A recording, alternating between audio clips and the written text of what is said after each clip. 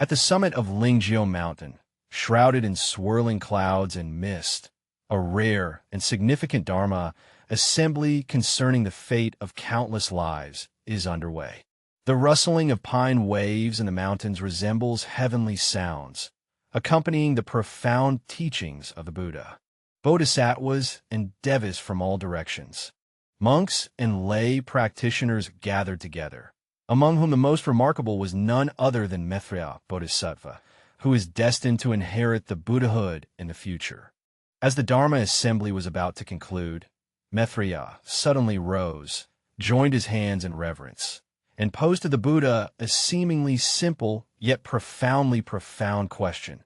What is ultimate liberation? Upon this question being posed, all practitioners present became completely focused and attentive. Ultimately, how would the Tathagata respond to why a single phrase could instantly enlighten hundreds of practitioners to the path of nirvana? The Blessed One sits serenely on the lion throne, his countenance peaceful, with eyes gently closed. Seated below were the great disciples such as Shariputra and Madhyana, while in the distance stood hundreds of devoted seekers of the Dharma, each with focused expressions, not a single one daring to show any negligence. This Dharma assembly was extraordinary, attended not only by the Buddha's regular disciples, but also by practitioners who had come from the 10 directions of the world. Just now, the Buddha expounded the profound meaning of the Dharma. All conditioned phenomena are like dreams, illusions, bubbles, and shadows, like dew and lightning. One should contemplate accordingly. Although his voice was not loud or forceful, it reached the heart of each individual, inspiring deep reflection among all. At the moment of profound silence, Venerable Ananda softly asked, "World-honored one, if all things are like a dream or an illusion, then why do we diligently cultivate practice day and night?" The Blessed One smiled and responded, "Ananda, precisely because all dharmas are like illusions, is there a basis for practice. If there is no true substance, it is like an iron chain that cannot be broken. Precisely because there is no inherent reality, one can transcend." Upon hearing this, Ananda seemed to attain a certain understanding and respectfully bowed his head. At this moment, the hall fell into silence once again, with only the soft rustling of the breeze passing through the treetops. At that very moment, Bodhisattva Maitreya slowly rose and made a deep bow to the Buddha. "World-honored one, your disciple harbors doubts and perplexities that have remained unresolved for many years. Now that I have the opportunity to see the Tathagata today, may I humbly inquire and seek clarification?" The Buddha's eyes gazed upon Maitreya. "Well done, Maitreya." A questioning attitude is exactly what a seeker of the way should have. Maitreya Bodhisattva's path to enlightenment. The Shakyamuni Buddha and his disciples studied the Tripitaka and the 12 divisions of scriptures, and also entered meditative absorption to contemplate their own minds. I understand the principle that the 5 aggregates are all empty and the truth of impermanence in all phenomena. Yet one question still troubles me. What is ultimate liberation? Upon this question, the atmosphere within the hall immediately grew solemn and weighty. Because this is precisely the fundamental question that troubles countless practitioners. Why do we cultivate the path? What does ultimate liberation truly look like?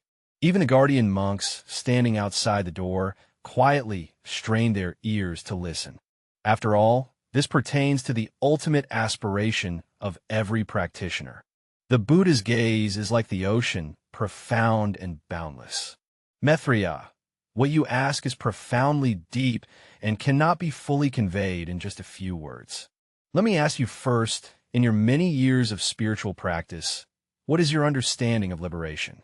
Maitreya pondered for a moment and replied, "I believe liberation is the cessation of the 3 poisons of greed, hatred, and delusion, transcending the 6 realms of samsara, and no longer enduring the suffering of birth and death."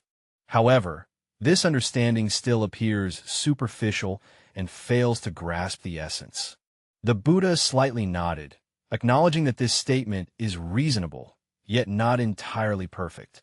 Sariputra, as the foremost disciple in wisdom, what is your understanding of liberation? Sariputra rose and replied, according to my understanding taught by the Blessed One, liberation is the realization of the principle of dependent origination as empty and boundless as space.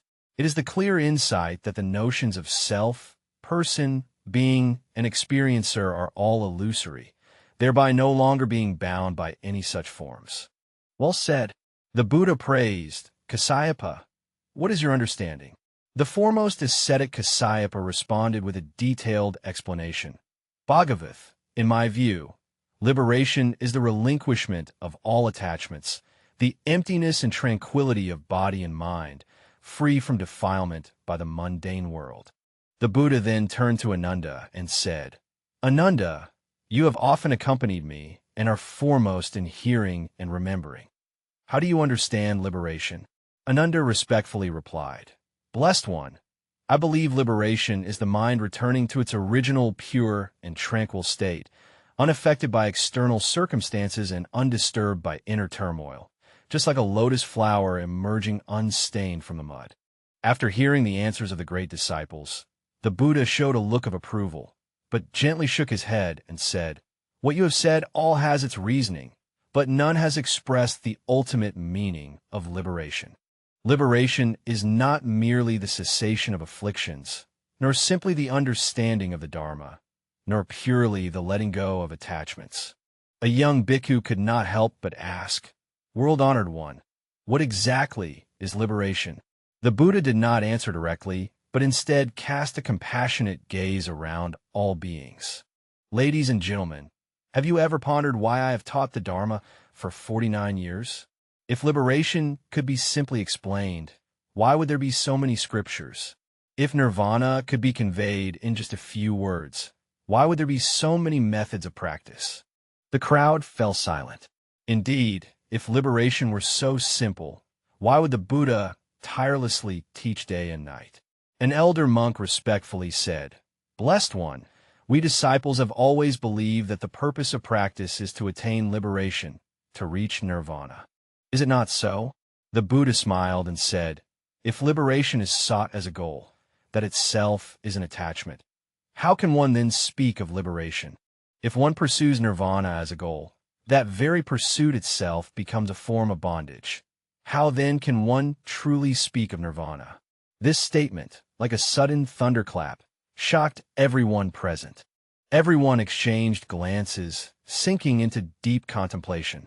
If even the pursuit of liberation is attachment, then what is the purpose of practice? Maitreya Bodhisattva asked again, World-honored one, if even the pursuit of liberation is a form of bondage, what, then, is the meaning of our practice? The Buddha looked deeply at Maitreya. Maitreya, what you ask is indeed crucial. Practice is not for the purpose of attaining something, but for realizing one's true nature. When you seek liberation, you are already moving away from it. When you pursue nirvana, you have already distanced yourself from nirvana. Upon hearing these words, the monks who had practiced for a shorter period displayed expressions of confusion. A young bhikkhu could not help but ask, World-honored one, if even the pursuit of liberation and nirvana is mistaken, then what exactly are we striving for through our daily diligent practice? The Buddha did not answer immediately, but instead picked up a lotus flower and raised it before the assembly. No one understood its meaning. Only Venerable Kassapa revealed a subtle smile of wisdom. Venerable Kassapa replied, The Blessed One's years were a silent teaching. Liberation cannot be spoken of, and the truth lies beyond words. They originally believed that the purpose of cultivation was to transcend birth and death and attain nirvana. The words of the Blessed One now leave them feeling perplexed. The Tathagata, robust and compassionate, said, There is no need for all of you to be alarmed. I ask you, when a person is ill, what is the purpose of taking medicine? The monk replied, Of course it is to cure the illness. The Buddha further asked, After recovery, does he still need to continue taking the medicine? The assembly shook their heads, indicating no need. The Buddha smiled and said, Exactly so. Practice is like taking medicine. Liberation is like the healing of illness. When you have recovered from illness, the medicine naturally falls away. There is no need to deliberately let go, nor to constantly dwell on the thought that you have let go of the medicine. If you deliberately strive to let go, it becomes another form of attachment. This metaphor led the assembly to a certain realization. Yet Maitreya Bodhisattva remained perplexed. Bhagwan, if, as you say, liberation cannot be deliberately pursued, then how should we practice the path? All the people fixed their hearts and minds on the Buddha, awaiting the answer to this timeless and profound question. At this moment, the shop is completely silent, and even the sound of a needle dropping can be heard. Bodhisattva Maitreya gazed intently at the Buddha, fully aware that his question was of great significance, touching upon the fundamental issue of whether sentient beings could truly attain liberation. The Buddha gently closed his eyes, a subtle, profound smile playing at the corners of his mouth. He then slowly opened his eyes, his gaze piercing like lightning. A single sentence slowly emerged from his lips, striking like a thunderclap in the hearts of all present. Instantly, all practitioners present experienced an opening of their hearts and a clear understanding. Liberation is immediate and inherently complete. It is not attained from outside. The Buddha's voice, though calm, was like a millennium-old ice suddenly melting, warming the hearts of every practitioner. This seemingly ordinary phrase is like a key that instantly unlocks the shackles deep within the hearts of many practitioners. For a moment, within the entire Dharma assembly hall, some wept tears freely, some suddenly attained enlightenment, others felt a great relief, and still others knelt continuously, repeatedly prostrating themselves. At that moment, Bodhisattva Maitreya suddenly attained clarity. He understood why something had always felt missing in his years of cultivation. Originally, he had been seeking liberation externally, forgetting to return to his own inherent nature and original mind.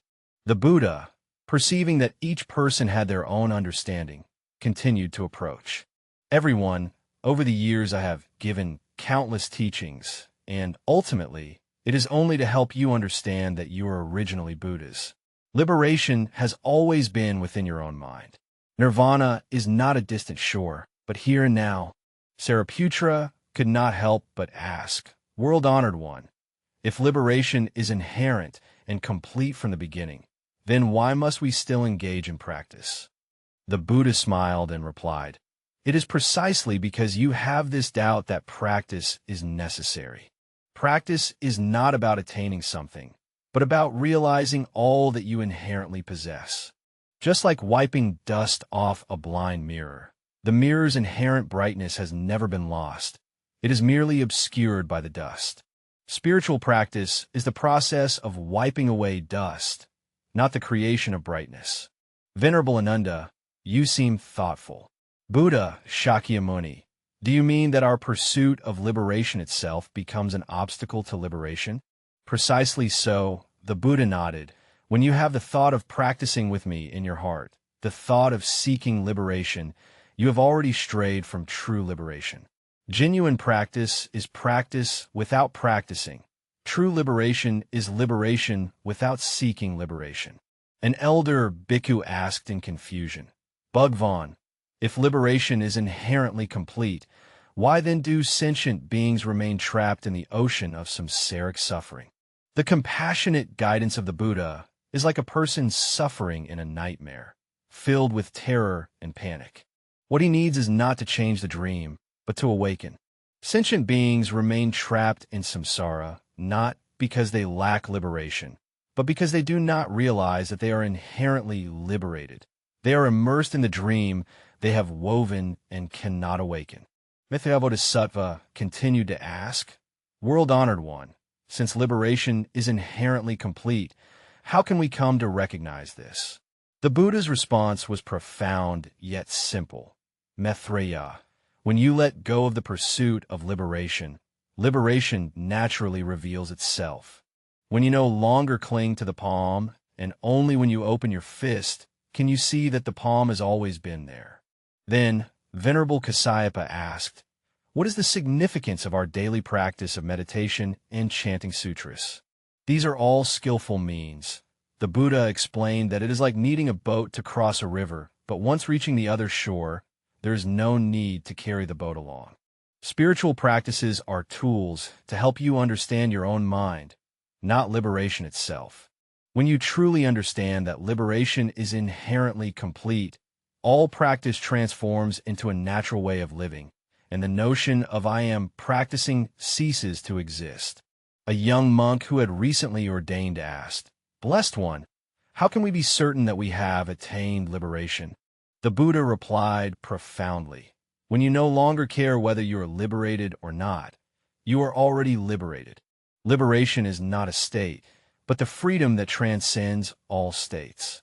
Just as the sun does not ask itself whether it is bright, and the ocean does not ask itself whether it is vast," Bodhisattva suddenly realized, "Shakyamuni, I understand now. The reason we cannot find liberation is precisely because we have been searching for it all along." "Well done," Maitreya Buddha exclaimed with praise. "You have already touched the core. Liberation is not about finding something, but about realizing what has never been lost." I often say that all sentient beings possess Buddha nature. This is precisely the truth. Buddha nature is the inherently complete and liberated true nature, merely obscured by delusive thoughts. An elderly elder asked, "Oh, Shakyamuni, since liberation is inherently complete, where then do afflictions arise?" The Buddha replied, "Afflictions are like clouds obscuring the moon. Although the moon is concealed, its light has never diminished. Afflictions are merely phenomena of the mind, just as waves are merely forms of water. Water can become waves, but waves are always water. The mind can manifest as afflictions, but the essence of afflictions remains the mind. Understanding this, you will no longer be troubled by afflictions, but instead observe the true nature of afflictions." Venerable Ananda summarized, "Oh, Shakyamuni, according to your words, liberation is not a goal, but a form of understanding. Not an endpoint, but a starting point, not about obtaining something, but realizing what is originally present. Goodness is inherently complete within Ananda himself. It is not obtained from external sources. When you fully comprehend this statement, your practice will undergo a fundamental transformation. It will no longer be about becoming something, but about recognizing what you originally are." Maitreya Bodhisattva further inquired, "World-honored one, if this is so, how should we practice in our daily lives?" "Daily practice should be natural and spontaneous." The Buddha answered, "When eating, be fully attentive to eating. When walking, be fully attentive to walking. Do not cling to the past, nor anticipate the future. Abide in the present moment. When you are fully settled in the present moment, you are already aligned with liberation, for liberation exists in the present, not in the past, nor in the future." Shariputra asked, "World-honored one, some people might misunderstand your teachings and think that since liberation is inherently complete, there is no need for practice." The Buddha nodded and said, "This is indeed a common misunderstanding, just like a person who possesses a treasure but does not know its location. The treasure, to him, is as if it does not exist. The purpose of practice is not to create liberation, but to discover liberation. It is not to attain something, but to remove the obscurations. This is why I often say there is nothing to attain, for true attainment is realizing that you have never lost anything." At that moment, a bhikkhu rose and respectfully asked, "World-honored one, since liberation is originally complete in itself, then what is nirvana?" Nirvana and liberation are closely related, but have distinct nuances in Buddhist philosophy. Nirvana, nibbana, refers to the ultimate cessation of suffering, the extinguishing of the fires of greed, hatred, and delusion, resulting in the end of the cycle of birth and death, samsara. It is the supreme, peaceful state transcending all worldly existence. Liberation, moksha, or vimutti, on the other hand, generally means freedom from samsaric bondage and defilements, encompassing both the process and the state of release from suffering and cyclic existence. While liberation can be progressive and may occur in degrees, nirvana is the final, unconditioned, absolute freedom beyond all dualities. The Buddha smiled and replied, "Well said. This is a profound question. Liberation is the state of the mind. Nirvana is the essence of existence. When you attain complete liberation, you experience the state of nirvana. Nirvana is not a place, but a state of awakening, a realization that birth and death are illusions, inherently lacking any true coming or going. As I have said, there is neither arising nor ceasing. Therefore, the Tathagata is clear and luminous." At this moment, Bodhisattva Maitreya fully understood the Buddha's meaning. He sincerely said, "World-honored one, your words are like a sudden enlightenment, like the pouring of pure nectar on my head, making me realize the misunderstandings in my practice over the years. I have been seeking Bodhi externally, yet forgotten to return to my own mind." The Buddha looked at Maitreya with compassion and said, "Maitreya, it is precisely because of your awakening that you will surely attain Buddhahood in the future. Remember the insight gained today, for it will guide you toward true awakening." Thereafter, the Buddha also addressed the assembly and said to the community, "Everyone, today's Dharma assembly concludes here. May you seek not from external sources. This is not only a principle, but also an experience. When you return, do not merely remember this saying, but experience it in your daily life and embody it. This is true spiritual cultivation." After the Dharma assembly concluded, the numerous practitioners dispersed, yet each person's heart resonated with the Buddha's words. Liberation is in the present moment, inherently complete, not obtained from outside. Some realized this instantly, while others needed time to gradually comprehend it, but without exception. On this day, the spiritual practice concepts of all individuals underwent a fundamental transformation. The Buddha's teaching that liberation is present in the now, inherently complete and not obtained from external sources, reveals the ultimate truth of practice. True liberation is not distant or unattainable. It resides within a single moment of our mind. It is not achieved through external pursuits, but realized through inner awakening. When we let go of our clinging to liberation, we are able to experience the freedom of liberation in every present moment. As the Buddha said, "We are inherently Buddhas. It is only obscured by ignorance that we have forgotten our true nature."